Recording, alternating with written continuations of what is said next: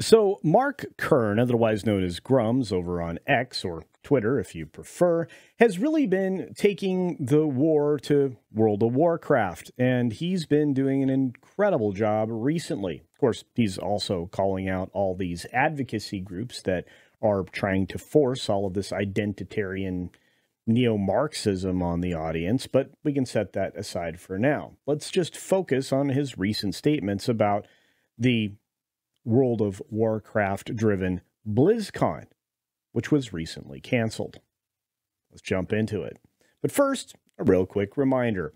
I have my own merchandise store as a, well, semi-retired person, let's say, as somebody who uses YouTube now as a stream of income.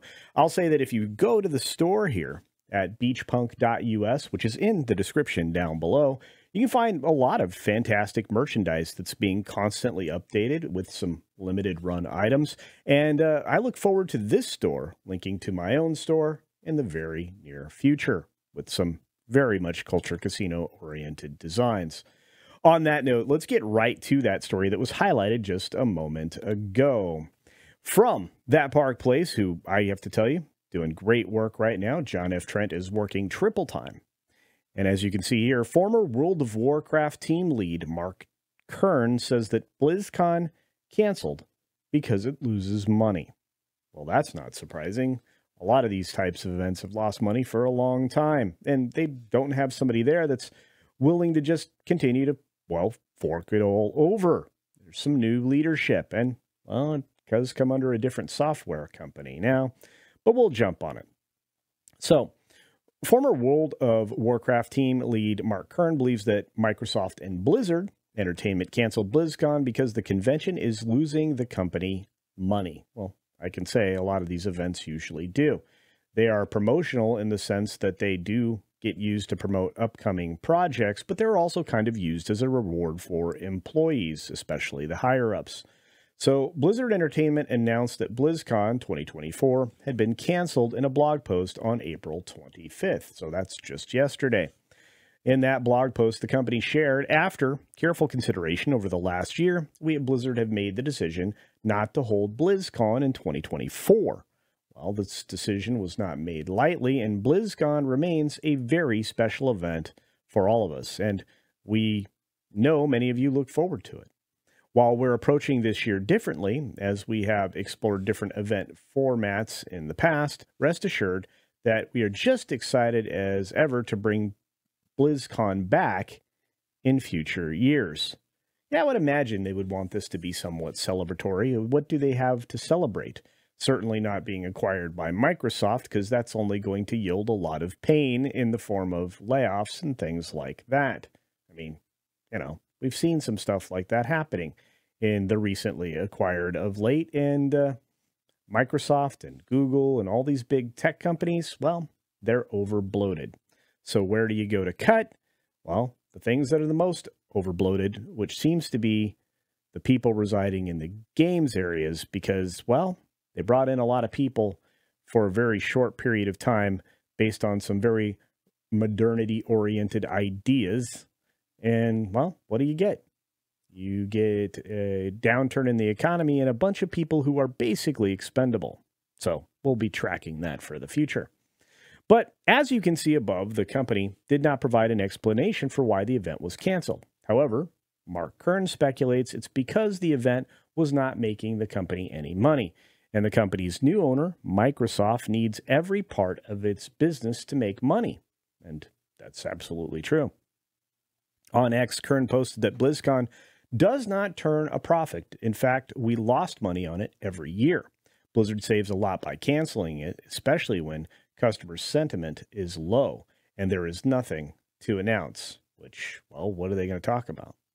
Microsoft is cost cutting because AAA is in bad shape. Yeah, because it's all identity politics driven. So he elaborated on this in an interview with Andrew Chapados on his Unauthorized Opinions channel, along with myself. Of course, the author of this article is John F. Trent, so there you are. Kern stated the other thing that's happening is even Microsoft's affected. Wow. Microsoft and Blizzard canceled BlizzCon this year. That's unheard of. And BlizzCon never made money, and it's an extremely expensive show to produce. When I was there, we didn't make money on BlizzCon at all, and it was always a huge expense. But you did it because it was a huge marketing event for the game and for the company. Well, of course it was. It's one of the reasons why at Comic-Con, specifically San Diego Comic-Con, the movie slate was just huge, and it drew a large number of eyeballs and really did drive traffic to the event. Did they make any money on that?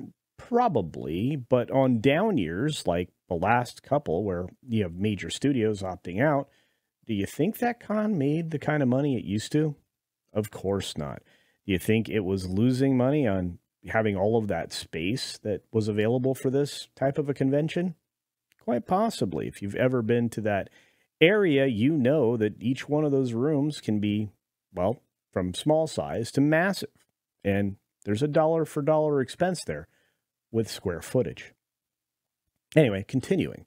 And so BlizzCon is canceled now, and Microsoft's stepping in saying, hey, no, we can't lose money. Everything has to make money. And this is the current mentality in AAA games, he asserts. The current financial reality that we're facing. It's true. Anyway, they're asking you to figure out what you make of BlizzCon being canceled. I would say that Mark would probably know better than most everybody else, but I am interested in your thoughts. So if you have a couple of moments, share them with me down in the comments section below. I will say this. Having been to some of these events and a regular attendee to others, I can say that there is a situation where you're in a no-win situation. This might be one of them. Microsoft has been having some troubles lately and have realized some redundancies within their multiple organizations. They've also come to understand that maybe some of the choices that they've made in the past were very poor. I think it was a bad decision for them to acquire, Blizzard Entertainment and all of the other things that came along with it, along with everything else. But hey, the government decided to allow it to happen, and Microsoft had the money to spend. They do collect quite a chunk of money from Apple all the time. I'll go into that in detail someday. So they always have this, other placed money that helps them out. But it's not like Microsoft is destitute. They just understand that they have a board of directors that answer to a slate of investors that, the institutional ones really would like to see some return on their moolah, especially since Microsoft specifically has gone all in on all the politics. There isn't any more that they can force them to do. And with what's coming to Xbox and all the games developed at Microsoft in the future, based on some internal memos that Mark has shared with people and many others have as well, we don't have anything positive to look forward to coming out of Microsoft because it's going to be all message all the time. And AAA is going to be a mess because, whether you like it or not, the recent acquisition there, which included Blizzard Entertainment for Microsoft, if they go down that rabbit hole, AAA there is going to be done. And you're going to see things like this happen also with Rockstar